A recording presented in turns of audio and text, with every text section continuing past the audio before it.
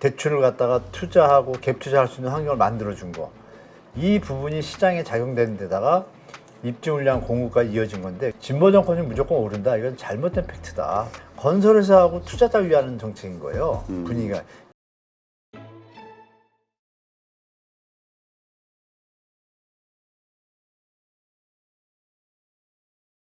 오늘 모신 분은 한문도 교수님이십니다. 안녕하세요. 네, 안녕하세요. 자, 이제 이재명 정부 새롭게 출범이 됐기 때문에 네. 아무래도 이제 부동산 관련한 정책을 한번 좀 봐야 될 것 같아요. 네. 기존 과거의 정부들과 어떤 차별점이 있는지, 그다음에 지금 부동산이 계속 오르고 있다 이 뉴스가 계속 나오고 예, 있는데 그렇죠. 이와 관련해서 어떠한 대책을 가지고 있는지 한번 좀 분석을 해주시죠. 일단 이재명 정부에서 그 대선 공약 때 공약이 여러분들 뭐 들은 기억에는 공급 확대 이 네. 얘기는 뭐 매번 정부에서 나왔던 그 얘기하고요. 그리고 이제 이 세금 쪽에 세제에 손을 안 대겠다고 얘기를 했잖아요. 세금으로 네네. 집값을 잡지 않겠다. 이 부분하고 어느 그 경제 유튜브 대담에 나가서 또 보도에도 나왔습니다. 집값은 비싸다. 이거는 박아놨는데 뒷말이 좀 앞뒤가 안 맞아요. 뭐가 안 맞냐면 주택가격이 유지되도록 하겠다. 이런 표현을 썼어요. 네. 이 워딩이 사실 큽니다. 사실은. 왜냐하면 일반 무주택자분들이나 청년분들은 일하시느라고 바쁘고 정부가 잘해주기만 바라지만 투자를 전문으로 하는 일반 직장인들 많잖아요. 요새. 네. 공무원들도 많이 하거든요. 갭 투자를. 그러면 그분들 입장에서는 재미를 이미 한번 봤잖아요. 그렇죠. 받고 정부의 어떤 워딩과 대책에 따라서 앞으로 시장이 어떻게 펼칠지 연구를 계속 하겠죠. 그리고 아시겠지만 부동산 스터디를 비롯해서 부동산 카페들이 많이 생겼잖아요. 네. 그리고 이제 요즘 현장을 가보면 고용중개사분들이 말씀하시는 게 1년 전부터 평생 부동산을 하면서 30세대들이 이렇게 떼지어가지고 임장 활동한다고 물건 보러 오고 이런 거를 처음 보는 거예요. 1, 2년 사이에. 네. 그리고 영끌하던 2020년, 21년에는 그 정도는 아니었어요. 근데 최근에는 한 번 그때 2017, 18년도에 했던 분들이 수익을 받고 한번 내려왔을 때 또 산 사람들이 또 수익을 본 거예요.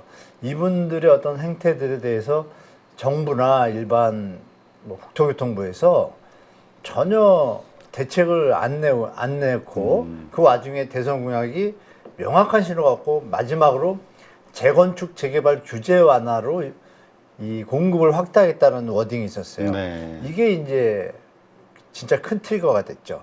그럼 재건축, 재개발 현장은 그러면 생각할 수 있는 게 딱 하나예요.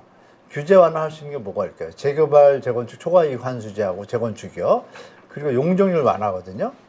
그러면 당연히 수익이 올라가잖아요. 그렇죠. 그리고 그만큼 당연히 호가가 올라가는 거겠죠. 이 신호를 잘못 줬습니다. 제가 볼 때. 그러니까 이 부분에 대해서 결정적으로 이제 디플레이가 또 하나 있는데요.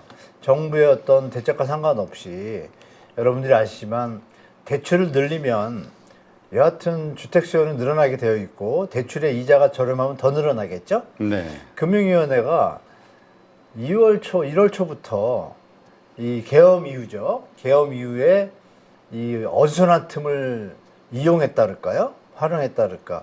이걸 이용해서 오세훈 시장의 토지거래허가 터질 때 그 앞단에 벌써 1월 달에 주택담보대출에 대해서 다주택자나 1주택자들에 대해서 이걸 풀기 시작합니다. 네. 보도에 안 나왔어요. 너무 어수선하니까. 그 기자들도 그거를 또 방치하고 기자분들도 갭투기 하는 분들 많잖아요. 그렇죠? 맞죠? 이런 게 가세하면서 포모 현상이죠. 네. 기다리고 있던 분들이 갑자기 대통령도 명확한 표현이 없고 공급 확대라고 얘기를 했는데 갑자기 4기 신도시 얘기 나왔잖아요. 네. 뜬금없이.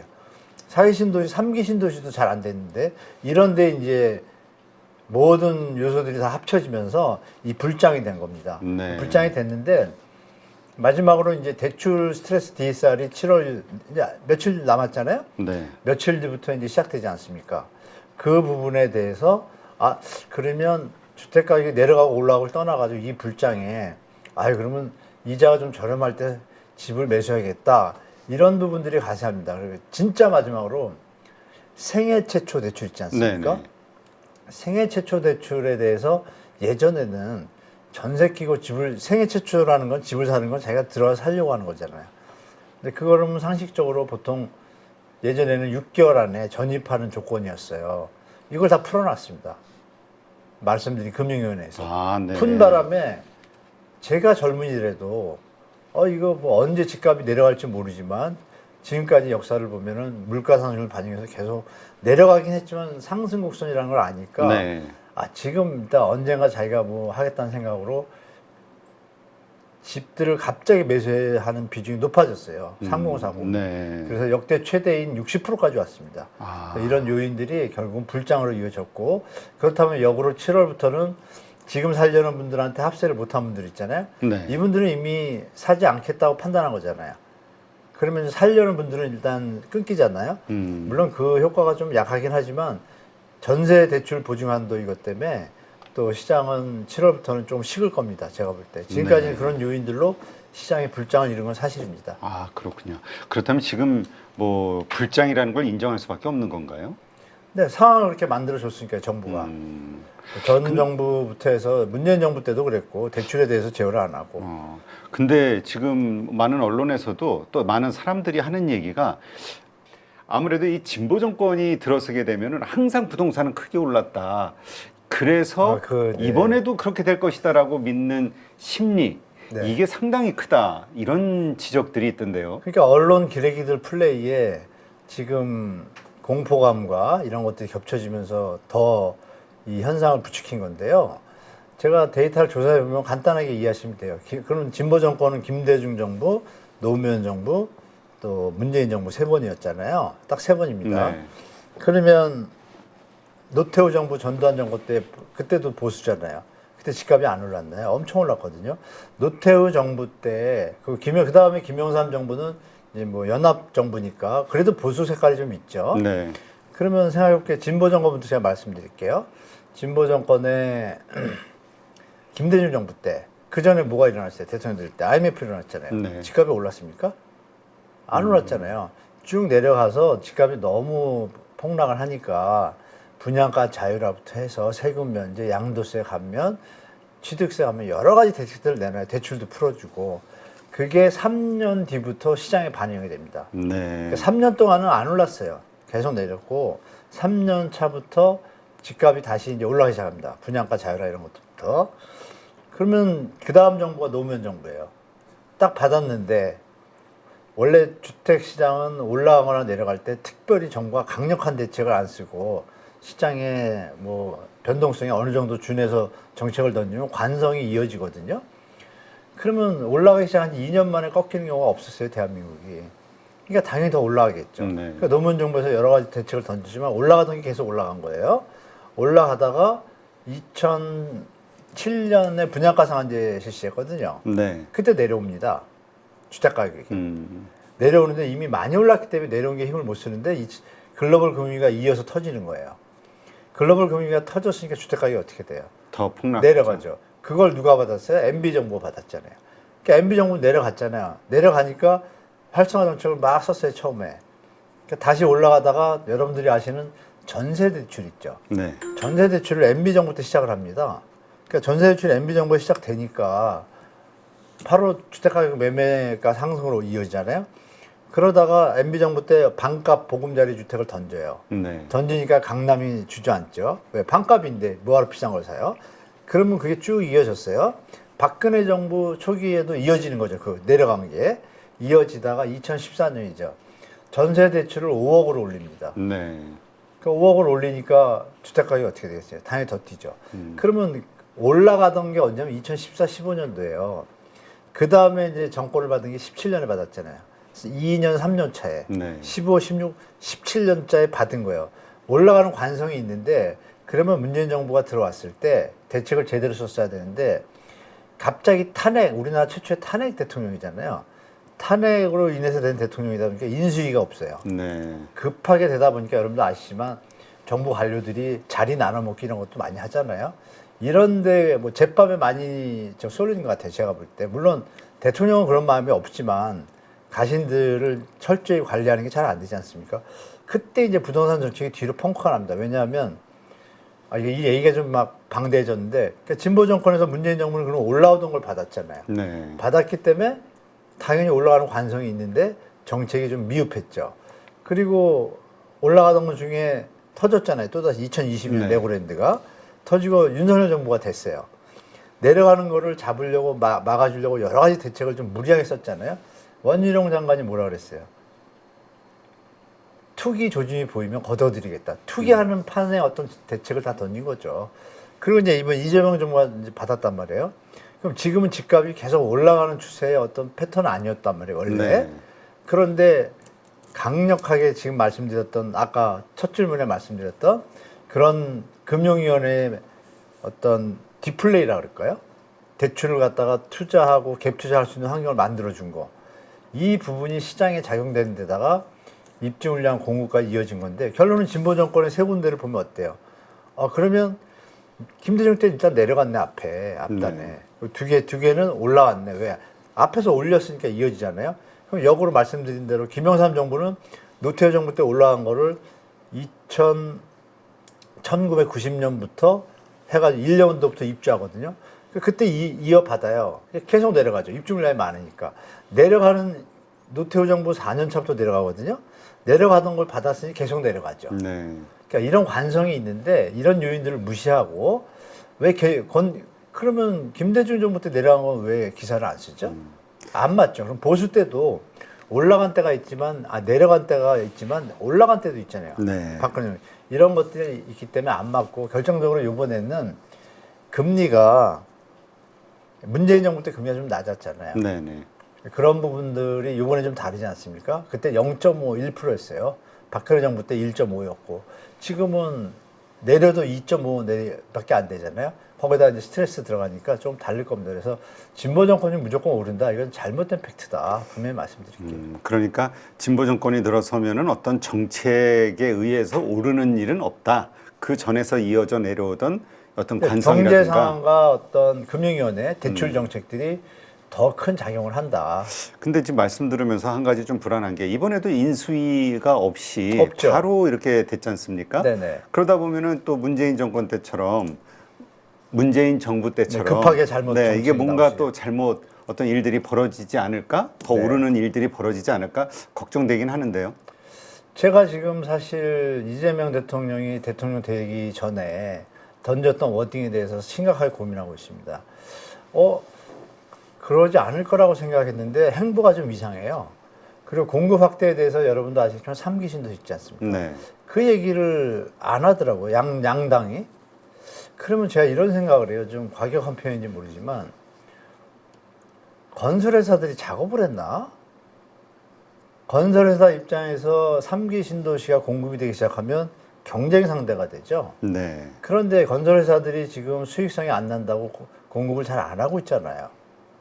그러면 공급 부족이 이어지는 걸 막기 위해서 그동안 정부의 아주 그 전통적인 정책은 뭐냐.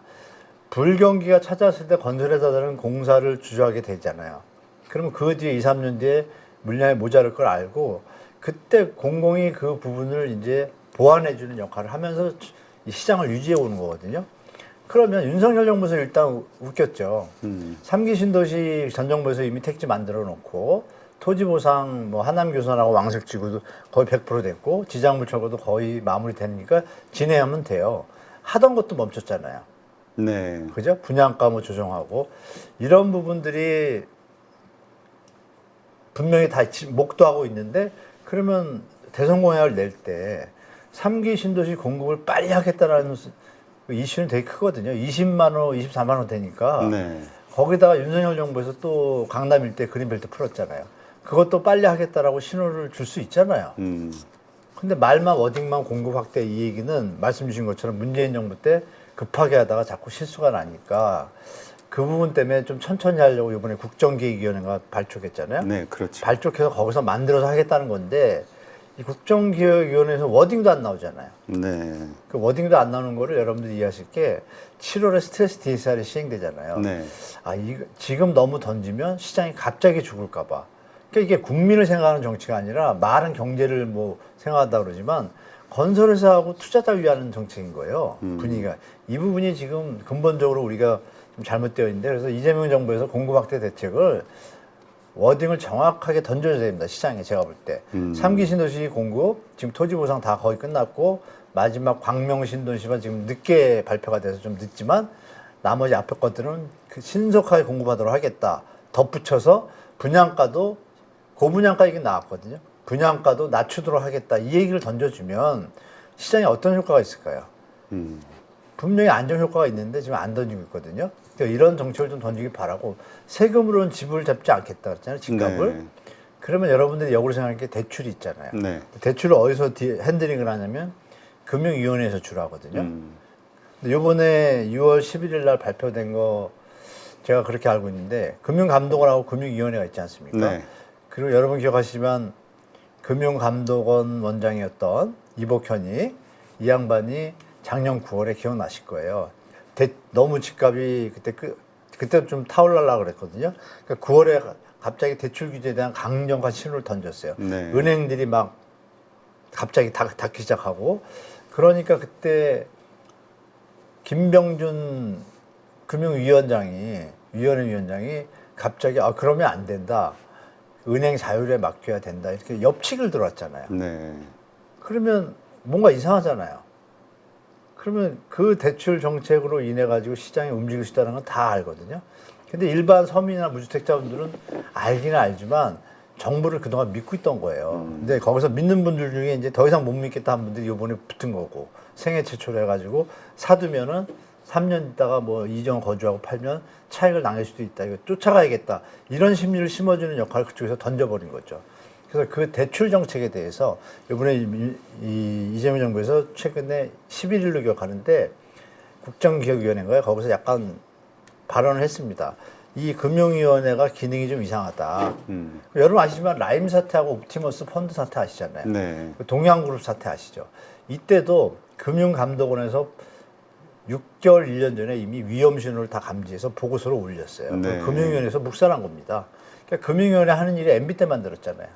그러니까 이 부분에 대해서 이 대출에 대한 앞으로 어떤 변동성이 없게 무리하게 갭 투자할 수 있는 환경 이런 것들을 없애주는 것들을 정부가 잘 컨트롤 해야 되는데 6월 10일 날 뭐라고 얘기했냐. 금융위원회를 없애고 금융감독원의 원래 기능을 찾고 금융감독원에 덧붙여서 금융감독위원회를 만들겠다. 네. 그 금융위원회가 자꾸 부동산 금융정책을 총괄하는 형태로 돼가지고 사실은 기재부인데 이게 금융위원회가 이상하게 상위기관이 돼가지고 좀 엇박자 정책들이 많이 나왔어요. 그래서 이 부분을 이번에 바꾸겠다고 했거든요. 그러면 시간이 좀 걸리잖아요. 시간이 걸린 데는 분명히 대출에 대한 정책이 가이드가 세게 좀 가이드가 나오지 않을까라는 게 제 생각이에요. 세금으로 못 잡으니까 말을 던져버렸으니까. 그래서 대출 정책에 대해서 조금 강도 있게 들어가지 않을까라는 게 제 생각입니다. 네, 그렇군요. 지금 어제죠. 그 진성준 위원 뭐 보니까 전 정부에서 뭐 한 것 때문에 부동산 값이 올랐다 뭐 이러면서 어쨌건 지금 이제 여당 정부는 공공주택 공급을 늘릴 것이다 말씀하시는 그런 얘기만 반복하고 있네요. 근데 공공주택 늘린다고는 다 했죠. 전 정부도. 예, 그러니까 뭐가 좀 워딩이 뭔가 그래도 부족하죠. 구체적으로 어떻게 할게라는 게 좀 부족해 보이긴 하네요. 부족한 정도가 아니라 간 보고 있는 것 같아요. 어떤 간? 간이라는 표현이 좀 저속해서 죄송하긴 하지만 시장 상황을 보는 거예요. 그러니까 이 아무래도 이제 경제가 어렵다 하니까 이 경제 부동산이 맞아요. 더 부정적인 부동산이 영향. 안 좋으면 경제가 더 안 좋아질까 봐.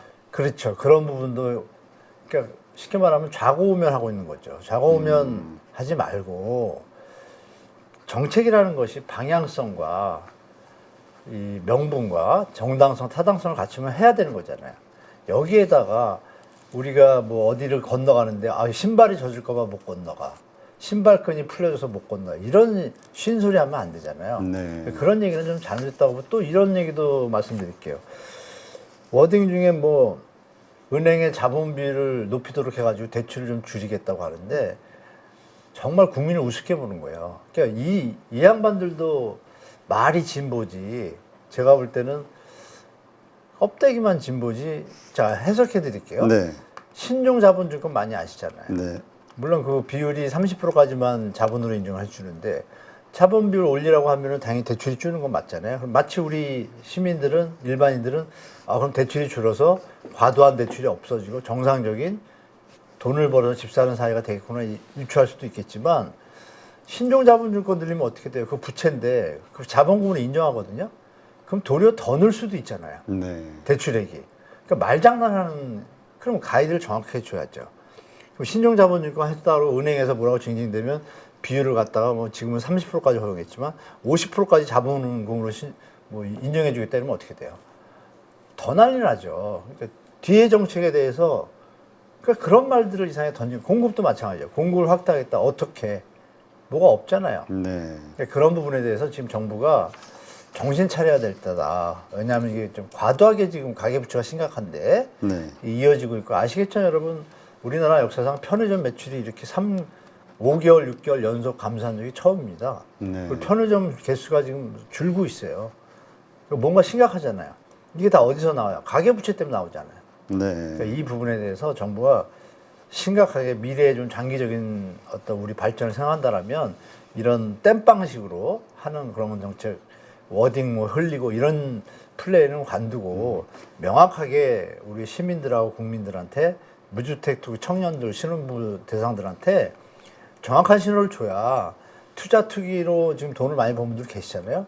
그분들도 뭐 영화에서 이런 표현 있잖아요. 많이 먹었다 아이가 많이 먹었잖아요. 또 하게 해주면 안 되잖아요. 네. 근로소득을. 근로자들이 박탈감 느끼지 않습니까? 이게 이제 가야 할 방에 대해서 정부가 정신 좀 차리고 갔으면 좋겠어요. 네.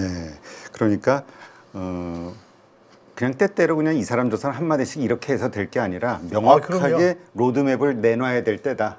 그렇죠. 명확하게 대통령이 나와서 얘기 한마디 하셔야 돼요. 부동산이 오르지 않도록 하겠다는 정부의 강력한 의지. 그렇죠. 그걸 명확히 보여줘야 된다. 네, 그 와중에 뭐 여러 개도 필요 없어요. 3기 신도시 지금 조사해 보니 토지 보상 다 끝났다. 바로 신속하게 그동안 3년 동안 공급이 안 됐다. 전 정부에서. 그러니까 전 정부 탓했잖아요. 네. 전 정부에서 안 했으면 해야죠, 지금. 그죠? 바로 공급하겠다. 그것도 분양가도 낮춰서 하겠다. 이걸 던지면 어떻게 돼요? 시장은 지금 막 불타오르는 그 3040의 그 생애 최초로 활용한 내 집 마련이 줄 거 아니에요. 그럼 당연히 수요가 주면 시장이 좀 안정되지 않습니까?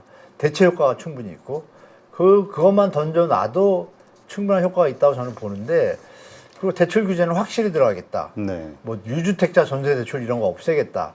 있는 자가 더 대출 받으면 말이 안 되잖아요. 이런 부분들에서 두 가지만 던져줘도 시장이 반응할 거라고 봐요.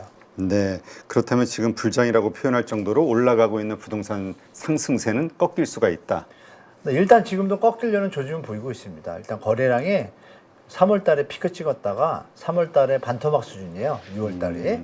그럼 7월에 되면 정부가 이 두 가지, 뭐 강력한 대책도 아니잖아요. 정상적인 대출로 하겠다. 그리고 투자 투기할 수 없는 있는 대출은 최대한 적정성과 건전성을 유지하도록 하겠다. 공급 확대 3기 신도시 바로 신속하게 하고 공공 택지도 많거든요. 네. 2기 신도시 남았고 이거 바로바로 공급하도록 하겠다. 강력하게 두 신호만 줘도 시장은 반응하죠. 100%. 네. 너무 높은 거 다 알잖아요. 네.